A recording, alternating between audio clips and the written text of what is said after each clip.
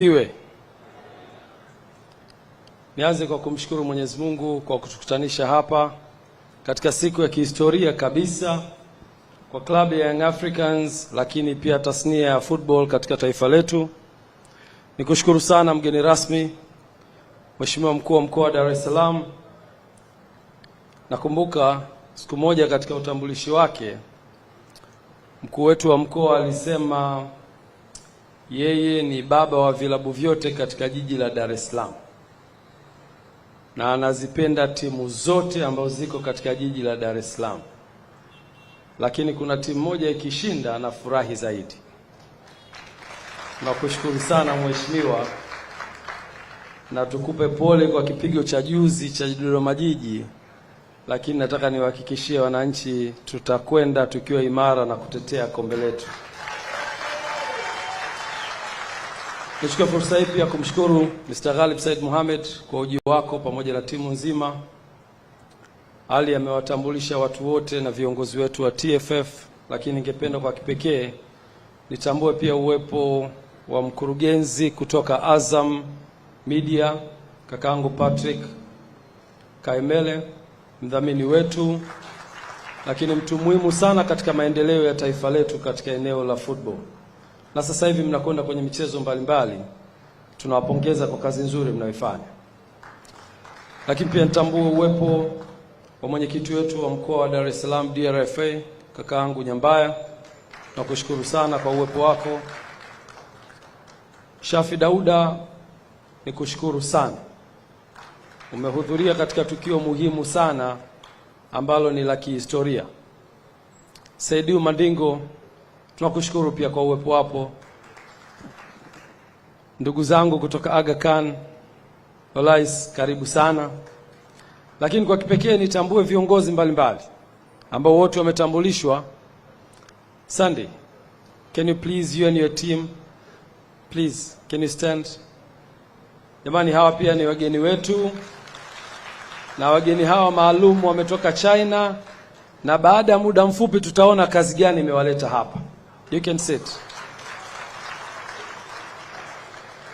Ndugu wa Tanzania kwa ujumla wetu, tunayo furaha siku ya leo kukutana hapa kwa ajili ya kuandika historia kubwa. Historia ambayo ilipaswa kuandikwa miaka mingi iliyopita. Klabu yetu ya Young Africans ilikuwa ina dhamira ya kujenga uwanja miaka kadhaa iliyopita. Lakini kwa mipango na kudra za Mwenyezi Mungu, leo tunakwenda kuiandika historia hiyo ya kuwa na uwanja wa kisasa unaomilikiwa na klabu yetu ya Young Africans. Dhamira njema ya viongozi waliopita wameisogeza timu hii mpaka hapa ilipofika, na sisi katika uongozi wetu tukachukua hicho kijiti na kusema tukisogeze mbele zaidi. Leo tunajivunia uwepo wa viongozi hao waliopita kwa kuwa waliweza kuwa na jengo ambalo tunaliona.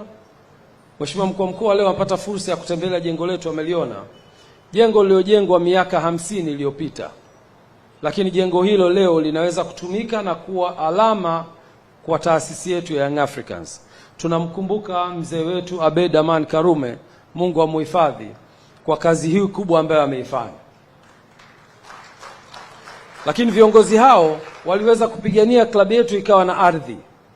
Leo tunajivunia kuwa na ardhi yenye takriban square mita 1035 katika eneo hili la Jangwani. Ni kazi kubwa iliyofanywa na viongozi waliotutangulia. Na viongozi hao wangeweza kuiuza hii ardhi, kwani kuwa kuna ubaya, nani angewauliza? Lakini hawakuiuza. Waliweza kuishikilia kwa takriban miaka zaidi ya 50 na kuhakikisha ardhi hii kuna siku itakuja kuifaa klabu yetu.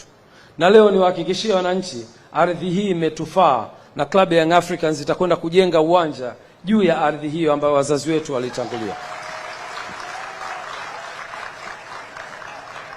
Tulipoingia madarakani tulisema kipaumbele cha kwanza kitakuwa ni uwanja. Lakini katika hesabu sahihi za uwekezaji, kwa sababu mimi background yangu ni investment, hauwezi kukurupuka timu ambayo haijashinda ubingwa, timu ambayo haijafanya vizuri uwanjani, timu ambayo haina uongozi imara, timu ambayo haina maendeleo mazuri, haivutii wawekezaji, haivutii wafanyabiashara, ukasema mwaka wako wa kwanza ujenge uwanja, la hasha, huwezi kufanikiwa. Biashara inataka kuvutiwa. Mwekezaji yoyote anahitaji kwenda sehemu ambayo iko imara, ina fan base kubwa, ina uongozi imara, ina miundombinu mizuri ya uongozi na utawala, lakini pia inavutia watu wengi. So tulipochukua uongozi, tuliweka kipaumbele cha kuhakikisha timu yetu inafanya vizuri. Tuhakikishe tunaimarisha uongozi. Tuhakikishe tunaimarisha eneo la secretariat ambao Andre Mtini ameifanyia kazi kubwa. Na kupongeza sana Andre Mtini. Tulipoanza kufanya vizuri, tulivutia watu wengi kusogea kwenye timu yetu. Na tukawafanya watu hao leo kuwa tayari kuwekeza kwenye timu yetu.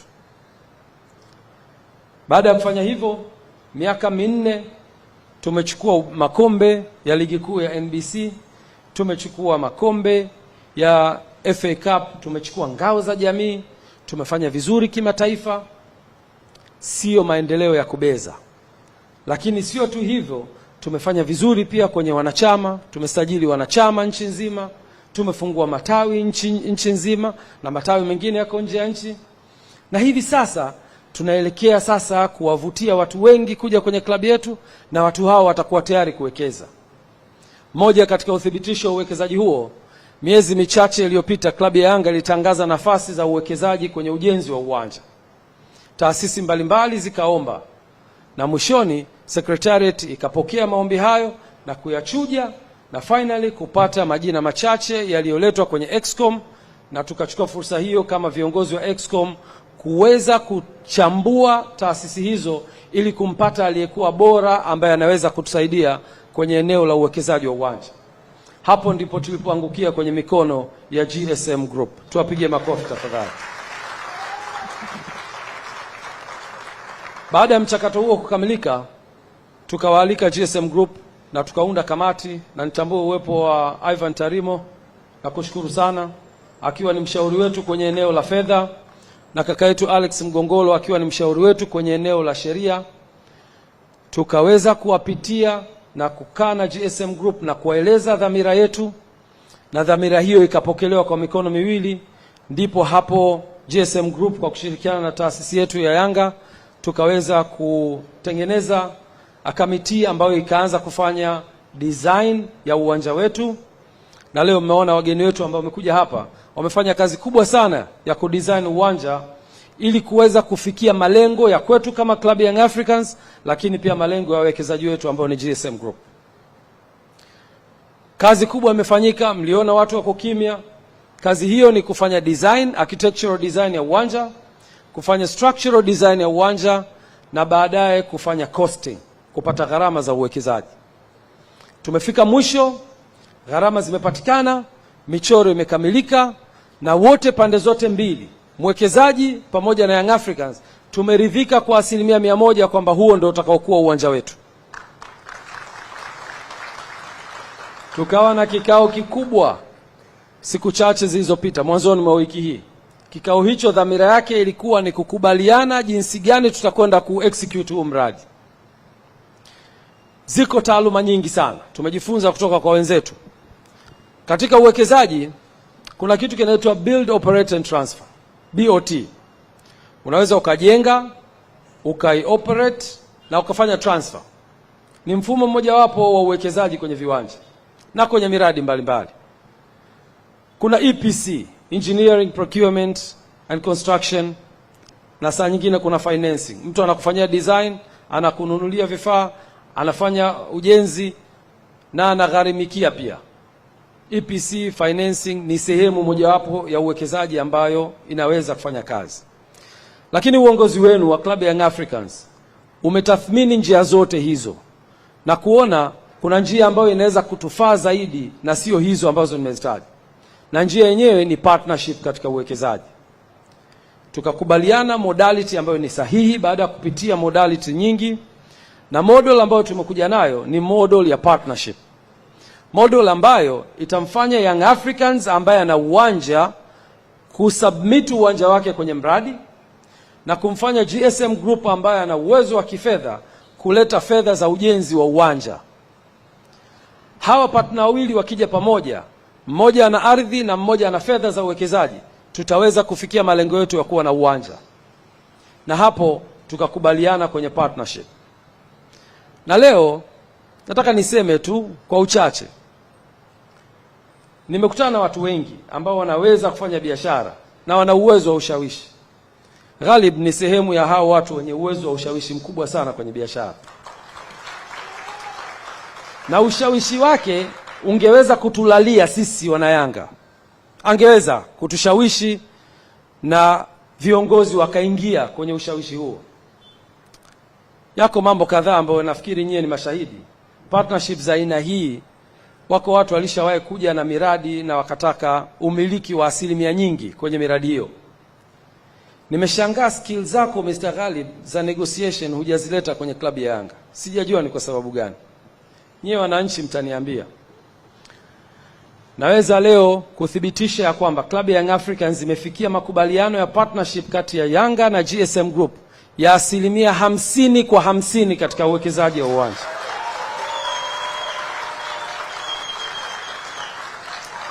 Mtanielewa nikisema kwa nini skills hiyo ya kwako ya ushawishi hujaitumia kwenye Yanga. Ni kwa sababu ya dhamira yako njema uliyokuwa nayo kwenye klabu hii. Leo Mr. Ghalib angekuwa ni mtu wa tamaa, angeweza kusema nataka asilimia 80 kwa 20. Na kwa sababu fedha yake ni kubwa inayokwenda kujenga uwanja, tusingeweza kumkatalia. Kwa sababu tunayo shauku ya kuwa na uwanja na tunayo hamu ya wanachama wetu kupata hiyo nafasi ya kumiliki uwanja wao. Na sisi kama Yanga tukiwa tuna fedha, tungeweza kuingia kwenye huo mtego. Lakini alisema hapana, nataka tugawane asilimia 50 kwa 50. Ili klabu ya Young Africans iwe na umiliki wake na mimi ninayoleta fedha niwe na umiliki wangu. Angeweza kwenda na kusema nataka asilimia 51 ili niwe na sauti kwenye hiyo board, lakini hakufanya hivyo. Leo ni kushukuru sana Mr. Ghalib. Hivyo kwa kuhabarisha umma, mradi wetu utakuwa unamilikiwa kwa asilimia 50 kutoka upande wa Young Africans na asilimia 50 kutoka GSM Group, na hii ni fair balance kabisa kwenye uwekezaji.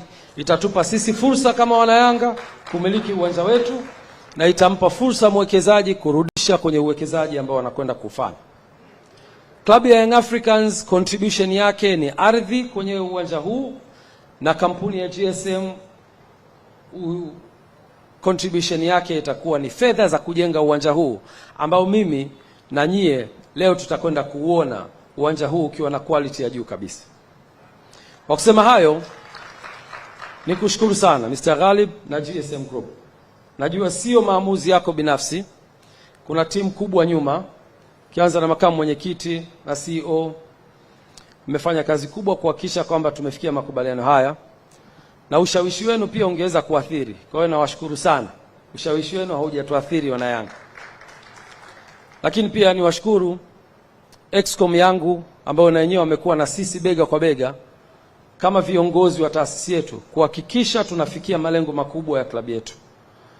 Na nyie pia mngekuwa na dhamira tofauti, tusingeweza kufika hapa. Niwashukuru sana na nimshukuru sana makamu wangu Arafat Haji ambaye leo hatuko naye hapa.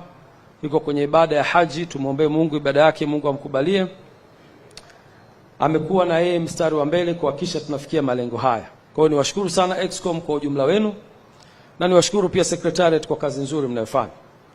Ndugu wana Yanga, immediately klabu yenu itakuwa na uwanja hapa katika eneo hili tulilofanya.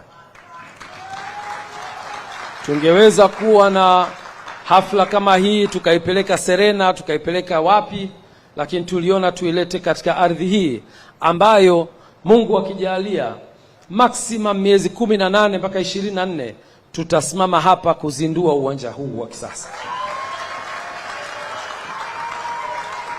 Kwa kusema hayo, niwashukuru sana wanayanga wote ambao mmejitoa kuja hapa kushiriki hafla hii. Niwashukuru sana wageni wetu mbalimbali. Na kwa kusema hayo, tutakuwa tayari sasa katika ratiba inayofuata. na naomba nimkaribishe sasa CEO kwa niaba ya Mr. Ghalib. Mr. Ghalib